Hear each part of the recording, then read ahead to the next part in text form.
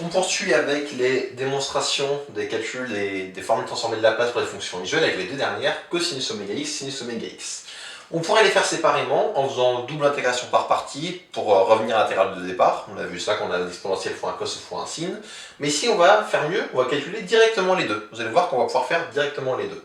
Ça va être quoi l'astuce? Ça va être de calculer l'intégrale de 0 à plus l'infini de l'exponentielle i oméga x, je vais prendre l'exponentielle complexe, fois exponentielle moins px dx. Alors quand je fais ça, comme j'ai un produit d'exponentielle, je peux regrouper et dire que c'est l'intégrale de 0 à plus l'infini de exponentielle de donc moins x facteur de p moins i, j'ai oublié le i, p moins i oméga. Donc je factorise par l'exponentielle, enfin exponentielle d'un produit exponentiel, pardon, c'est l'exponentielle de la somme, je factorise par moins x, j'obtiens donc p moins i oméga. Et si je n'oublie pas le dx. Comme dans l'exemple précédent, une primitive de ça, je la connais directement. C'est exponentielle moins x, facteur de p moins i oméga, sur p moins i oméga, entre 0 et plus l'infini. On va calculer cette chose-là, donc en plus l'infini. Alors, est-ce que je vous le sépare en deux tout de suite? Oui, je peux vous le séparer en deux, ce sera plus propre. Donc, on va dire que ça donne exponentielle de moins xp fois exponentielle de i x oméga sur p moins i oméga, entre 0 et plus l'infini. Pourquoi je vous les séparer? C'est pour la raison suivante, pour que la limite en plus l'infini. Qu'est-ce qui va se passer en fait en plus l'infini? Cette exponentielle de moins x, quand x tend vers plus l'infini, va tendre vers 0. Donc ça va faire 0 fois exponentielle de i oméga x, ou x oméga, avec x qui tend vers plus l'infini. Qu'est-ce que ça va donner? Ça en fait, cette chose-ci là, ce exponentielle de i oméga x. Comment ça se comporte? L'exponentielle i θ, ça monte sur le cercle trigonométrique. Donc c'est l'exponentielle i oméga x, avec x qui tend vers l'infini, c'est une quantité qui tourne comme ça, au niveau du cercle trigonométrique. Donc en particulier, cette quantité, elle est bornée. Elle est de module 1. Et ce qui va se passer, c'est que 0 fois quelque chose de borné, ça va faire 0. Donc ça, en 0, ça simplifie. Et ensuite, ça va donner donc 0, moins, je remplace ici x par 0, exponentielle 0, ça fait 1, exponentielle 0, ça fait 1, donc j'obtiens moins 1 sur p moins i oméga.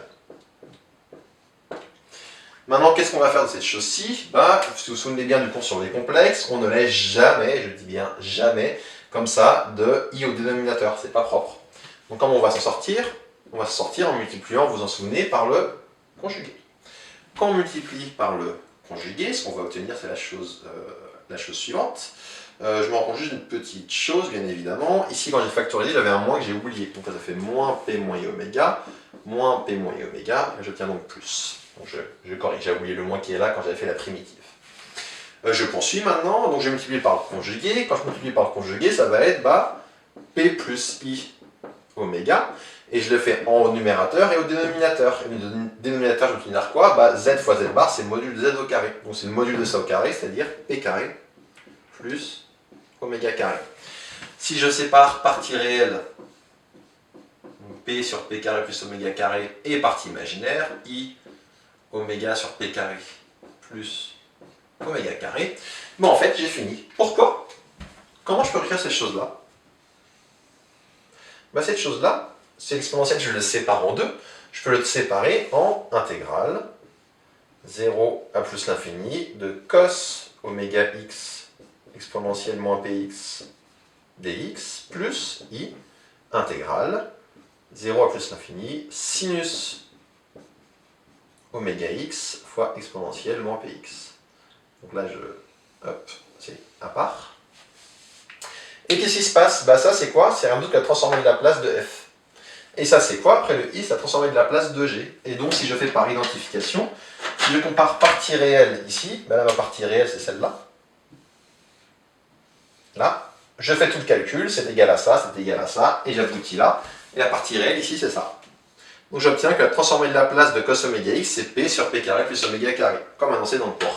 Et ici, si je prends la partie imaginaire, elle est là, je fais tout mon calcul, et à la fin, ma partie imaginaire, elle est ici, et elle vaut oméga sur p carré plus oméga carré, soit la transformée de la place de sinus oméga x comme annoncé dans le cours.